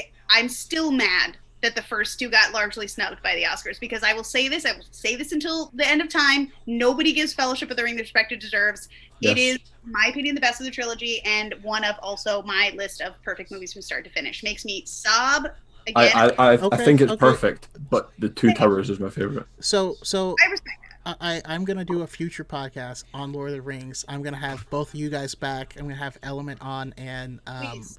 Emily Elizabeth. She's Love Lord of the Rings. Oh yeah, she's the best. Maybe they'll come out with a comic book of it. I would By give the my way, I life love- for Sam. I love Sam's the amazing. TikTok that came out recently about how because it's referenced in Falcon and the Winter Soldier when he's like, yeah, I know about Golem, and it's like, Yeah. he's read The Hobbit, but Lord of the Rings came out while he was frozen, so he doesn't know anything about Lord of the Rings, which is funny. But all right. I hate let's go around. the MCU suits. The Spider-Man suits. I'm trying to bring it back to Spider-Man. I hate the MCU Spider-Man suits. I think they hate ruined that. the Iron Spider. Yes. They Oh my ruined gosh. all of the suits. I don't like any of them. Gifted from Tony Stark. Like, here you go. You don't have to do. You're not a freaking genius. You don't have to do any of your own work. Here's just a built system for you. Well, There's okay. 20,000 different modes, but I won't tell you how to use any of it. Exactly. And Peter couldn't, like, comic book Peter couldn't hack into it and figure out anything he needed to know and rewire the whole thing. That's why. I mean, it's a. I realized it was Dr. Ock. It was Doc Ock, but when he made his own company that outshone Stark Industries, I was like, yeah, this is how it should be. Isn't this not simpler? All right, so let's go around and we'll do our ranking for movies, for actors, and for movie trilogy, movie. What's the word I'm looking for? Movie series, I guess. Okay, yeah. Yeah, we know what you mean. Yeah. All right, and I am going to go to Ambrosia first. Okay, so do we want to do least to greatest? Okay, so third, it's gonna be Mr. McGuire. I'm so sorry, Andrew. He's just I just can't. Oh, all right. Wait, are we doing best or favorite? Oh, Because there's a big difference. However you choose to interpret. Okay. that's a good question for Andrew right there. Okay, Yeah. so third for me is going to be Tobey Maguire. Ooh, I'm so sorry. Second is going to be Tom Holland. And my number one is going to be Garfield. Like, if I could get Garfield in a series, I would love it. I'd be so happy. All right, and movie series. Oh, okay. Movie series. The Maguire movies. No. Second is going to be the Garfield movies, The Amazing Spider-Man. And actually, my first is going to be the MCU version. Like, it's just, even though it strays so much from the comics, like, I'm excited to see, like I said, I'm hopeful to see that maturity, and we're going to be able to watch Spider-Man grow into the Peter Parker that we like. I think he's got too many fans where they're just going to do the same thing because people love it. And yeah, I mean, how about you, Andrew? Me, Yeah, you're actors. I'll go Tom Holland the worst, Tobey Maguire in the middle, and Andrew is the best. If I'm being unbiased, my favorite, I would go Tobey at the top, Andrew in the middle, Tom at the bottom. Movie-wise, the MCU's way down at the bottom. The Amazing Spider-Man. This is all based on my favorite. The Amazing Spider-Man's in the middle, and then the original 2/3 at the top. Mainly because Doc Ock and Willem Dafoe's Green Goblin is one of my favorite villains of all time in any comic book movie. Agree. when he's talking to himself in the mirror, I get chills. Yep. It's literally is one of my favorite, maybe behind Magneto and the Joker is like my favorite villain of all time in a comic book movie. Willem Dafoe could play like Anyone. literally any Yes. role that exists, and he could be cast to play like Kamala Harris, and I would be like, yeah, I'm sure he Yeah. can. I'm sure he's gonna kill it. I don't even care. He's I just am- brilliant. I am like obviously biased to Toby, but like that aside, his villains for me are like by far the best performances of Spider-Man villains in live action that we've had. Besides maybe Mysterio, I love Mysterio too, and I'm sure we're going to get more of that. But yeah, the Green Goblin's my favorite Spider-Man villain we've ever seen, followed by Doc Ock. So that trilogy for me is the best. All right, love it. And then last but certainly not least, although we actually do have a special request element is wants you to know if you can. Oh Jesus, I can't do that. Just can you finish this quote? Arwen Umdomel, the Evan Star of her people, said, "In whom it it was said." Sorry, in whom Wait, it what? was said. The Evan Star what? I can't read it. I'll If it's Elvish, I don't know it. Yeah, but so my rankings are actually the exact same as Ambrosia's. So I'm going to tell you my specific film rankings. My least favorite Spider-Man is Tobey. Andrew Garfield is my number one. Tom Holland's in the middle. But my rankings for the actual films are as follows. Far From Home is my number one. I think Far From Home is great. A big part of that goes to Mysterio. Again, Jake Gyllenhaal killed that role. I think he's like so great. Amazing Spider-Man with Andrew Garfield is number two, which I know is shocking. I just think that there's enough good in it that I can get over the fact that it's not a super cohesive film. And then Spider-Man 2, like Raimi's Spider-Man 2, I guess is number three, begrudgingly, admittedly. And then Homecoming's number four, and then the original Spider-Man by Sam Raimi, and then Amazing Spider-Man 2 is dead last. And if I were including Spider-Verse, it would be a very, very steep number one, like very far from all of the others. I have such a different list to you. I have a lot. It's like, I mean, like the MCU movies, I think that they're the most enjoyable. I don't think that if you base them off MCU movies, they're great. But if we're going off Spider-Man movies, I just can't get fully on board with it.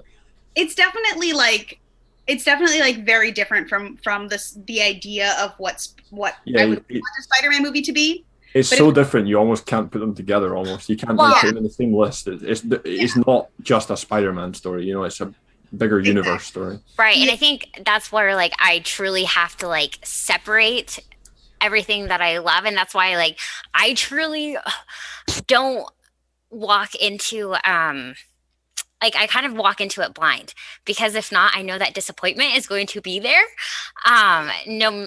No matter what. And same with like, you know, I'm an avid reader as well. And so you obviously know that what you know of the book is going to be so much better than what you're going to get in the film most of the time.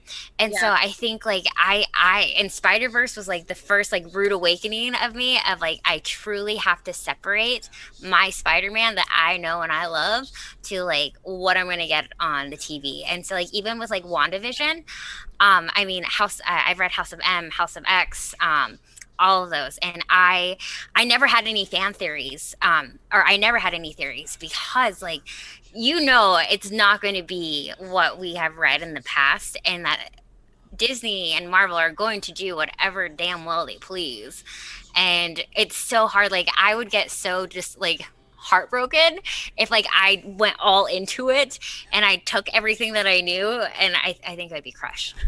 And so I just have to go in it like blind and take it as it is and then judge from there. Yeah. Okay. Yeah, I mean, I don't think like the Marvel MCU movies are definitely frustrating, because I just Okay. I've said this before, I'll say it again. The Daredevil Netflix series, I think, is one of the best Marvel adaptations I've ever seen. And it's not just because I'm obsessed with Daredevil, but because they actually, not only did they base it off my favorite Daredevil run, like largely the Bendis run, but also just because they kept like that darkness to it. And that's a very like true to form adaptation. But I've also seen, like, I mean, not to dunk on Zack Snyder too aggressively, but the Watchmen movie is basically like a shot-for-shot panel adaptation. It still doesn't capture like the spirit and the themes of the Watchmen comic book. So I just think that like while you can have a really true to form, like very authentic adaptation, if you're missing the core elements of what makes the story, you know, work, then it's not going to hit home. And I think that the MCU Spider-Man movies don't have that. So you have to go in knowing that it's not going to be the Peter Parker that you know from the comics. But I do think that if you go in as a casual fan, they are the best paced, the most entertaining overall. And that's why I like them generally the best, because I do think that I'm also a big like film theory person and media analysis person. And I think that they're overall the best made films of all the Spider-Man films. But I will say, I wouldn't say that Spider-Man films in general are like my bag, my thing, because they've never, like, I'm a big X-Men film apologist. I like a lot of the X-Men films, even though they really only did justice to like Wolverine and Charles and Eric. But yep. I think that for those characters, the select movies that did them well did a really good job. And I can accept that, even though Rogue is like one of my favorite characters and they utterly screwed her. Oh my God, I love Rogue so much. I'm still mad about it, but I can get over it. And that's how I feel about the MCU movies. It's like, and Gambit. Oh my God, yes. And don't even get me started on Gambit in the bowler hat, because I'm gonna. Okay, no. I can't deal with that. But it makes me so mad.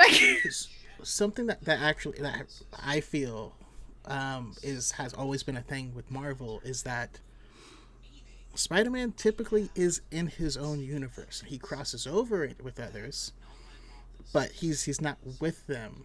The X-Men, he feels like a side character. Have their own universe. They can cross over, but X-Men deal with X-Men stuff, and Avengers have their own universe. Like there's 4 separate universes within Marvel. Spider-Man has his own thing. Avengers, X-Men, and everyone else kind of has their own like big play area, and there's crossovers. But yeah, this is what happens when we're trying to put Spider-Man inside of this Avengers. And they're going to try and do it with X-Men too. Yeah. But for me, you guys have flipped me as far as acting performances goes. I'm also going to put Andrew Garfield on top now, and I didn't think I would. Originally, you had Tom Holland, huh? No. I just so I just love. Okay, let's hear your original list. Yes. And then let's hear your right now list. So originally, I had Andrew Garfield as last. Oh, I was not expecting that. Me neither. Carry on. But my list has flipped now entirely. So it's like fully. It's because of my dad, right? Oh, your dad is a geek on a motorcycle. No. But this is me separating the actual actors' performances with the films, which I didn't quite do. Yeah, everything changes. Because I feel like if I'm thinking about Spider-Man and what captures my attention and stuff, my mind goes straight to Spider-Man 2, just because I love Dr. Octopus and stuff. I think that had the possibility of just being incredible if Spider-Man 3 was not hot garbage. But when it came to, James Franco may not have been the best person for the job, but I believed their relationship.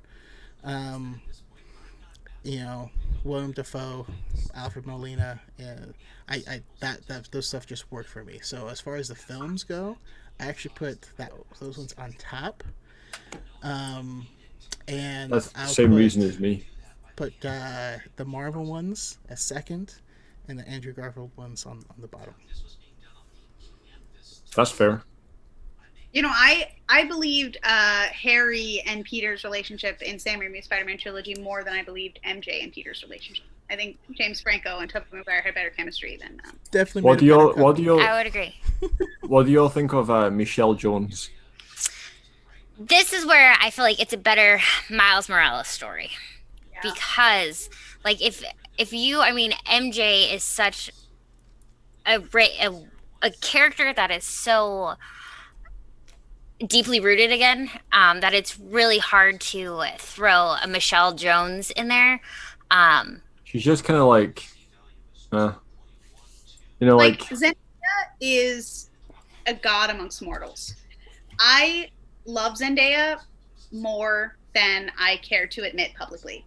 She's oh, incredible. I'll admit it publicly. No, I'm right there with you. I love her, but I don't She's know. great at acting, and she is stunning. You're right. It felt, I mean, first of all, I think that if they had just committed to the Mary Jane character, that it could have been better. I think that the pushback about having a Black Mary Jane is ridiculous. Yeah. Just like all this bullshit that makes me really mad. But I also think that, again, with putting Spidey in high school and having him like this crew that they're going with, she wouldn't really, I mean, if they kept the character in the direction that they're going with now, I also wouldn't have been happy with her as an MJ, just because make her an MJ. If you're going to make her an MJ, make her the gorgeous girl who knows what she wants, who's powerful and direct. Because Zendaya's character is so cute in those movies. She's like shy and like has a thing for Peter, and she's Zendaya, so of course you love her. But it doesn't just like Tom doesn't read Peter, she doesn't read MJ to me. So, where I kind of come down on it is, I think they should have doubled down on her actually being Mary Jane. The problem is, yeah, same. Peter and Mary Jane didn't happen in high school. Yep. The model, strong, confident woman that is Mary Jane in college, I can absolutely see her being a Michelle Jones in high school. After the third movie, it's like, well, I can't remember if you can confirm or not, but it's likely that he's going to be in college by the end of the third film. If they keep going, do you think he'll introduce a real MJ? I don't think so. I would rather them introduce Gwen Stacy, if I'm being honest. Yes! So would I. Yeah. You know, Kirsten Dunst is confirmed for Spider-Man No Way Home. No. Are you serious? Yeah, I just double checked it before I said it because I didn't want to say it. Are you? It got confirmed a while ago. Is this an April Fool's thing? No. Am I on Punk'd? I saw it a while ago and I made a video on it and I just googled it to double check. Well, so there's more I want to unpack there, but let me real quick at least do our As Mary Jane from the Sam Raimi outro, and then we can keep talking, obviously, but so I can clip the podcast. But, so wait. What's your favorite suit before you end? Oh my goodness, the symbiote suit. I'm a huge Venom fan. Like, there's just not even a question for me. That's my second behind Spider-Man 1. I liked the Amazing Spider-Man suit. I'm not gonna lie. I think So did I. Yeah. Garfield Amazing Spider-Man was dope. I loved it. I like the 3D webs. Does it have to be MCU? No, go whatever you want. Go for it. Okay. Superior Spider-Man, the Doc Ock suit. I love that run. A lot of people hate it. I don't know why they hate it. It is one of my favorites as well. But like that suit right there, it just has like so much meaning tied into it. And then that's why I was really excited when he came out with like his suit, and I was like, "Oh my gosh, are we getting it?" And then I was like, "No, we're not." My favorite's the wrestling suit. If we're including not just live action, can I change my answer to Peter B. Parker in the sweatpants with bare feet? Yes, you absolutely can. Only because it's Jake Johnson. Which is only beaten by the amazing dad bod Bagman. pot belly that he's got going on. It's just very endearing, slurping down some pizza, you know. That's what about as he's going through the portal, he tries to grab the piece of pizza. It's just such a Spider-Man thing. That's the thing that he needs. Awesome. Well, real quick, let's go around, and if you guys have any final thoughts, and also let everyone know where we can find your stuff. We'll go to Andrew first. You can find any social media you want under Andrew's Visual. I make Marvel content, DC, mainly superhero stuff, occasionally Star Wars stuff when it's relevant and coming out. But yeah, my main sort of follower base is Marvel, and DC and all things superhero and film related reviews, reactions, theories, ranking videos, all that kind of stuff. So Andrew's Visual on whatever you want. Awesome, love it. And before I go to Ambrosia, someone in the chat just hit me with some feels that I forgot about. Ben Riley in the hoodie, and he's got like the stuff. I don't know why. I feel like it's a stupid costume, but I love it so much. It makes me so happy. No, it's not. Again, it goes back to like, I love Ben Riley too, and it's just nope. It's not stupid. I get it. I get it. And Ambrosia, where can we find you? I am on TikTok at Comics and Cupcakes, and I talk about comic books. Yes. Most recent comic books. And last but not least, we have Megan. I'm Jay Stoobs on TikTok, and I post some stuff on Instagram. It's mostly just a bunch of like crap. But you can find me on TikTok. And I, as I said earlier, I try to be an all-purpose nerd, but I also talk about film and media. I try to talk a lot about representation of media analysis.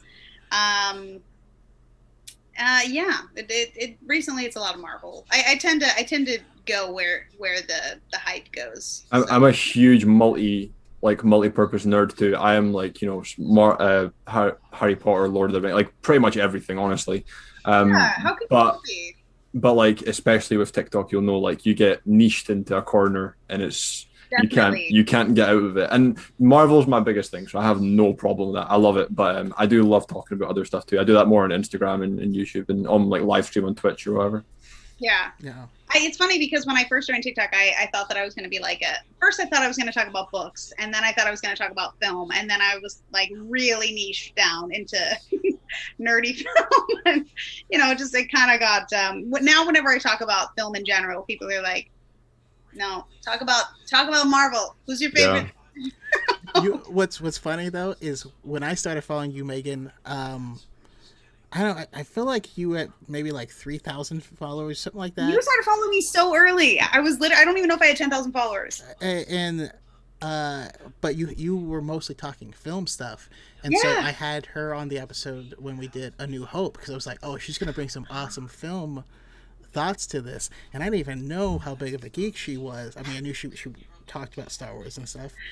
And now she's awesome, and I followed all the time. Into film talk first. I was like, this is gonna be my niche, and then nope. People were like, give us more of that nerdy shit. Sorry, I do this all the time. I can't. I followed you, Brandon, when you had not many followers. I followed you really early. Yeah, I appreciate it. Always. I've been following Ambrosia as well because she's amazing. But thank you guys. I just followed her. Yeah. You guys are the best. Thank you guys so much for joining, being willing to just nerd out with me. I normally say may the force be with you, but what should I say here? Excelsior? I love you 3,000. Oh, okay. Oh, I was going to say, with great power comes great responsibility. Yes. That's the one. Yeah, that's good.